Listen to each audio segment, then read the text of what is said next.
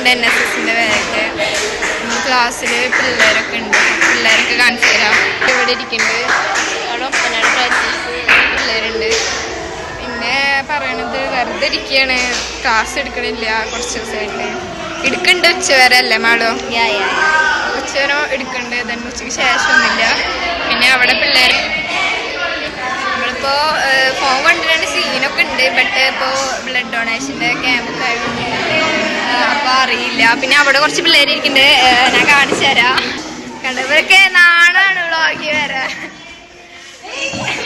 പിന്നെ അവിടെ കുറച്ച് പിള്ളേർ ഇരിക്കുന്നുണ്ട്, കാണിച്ചു തരാം. ഇതാണ്.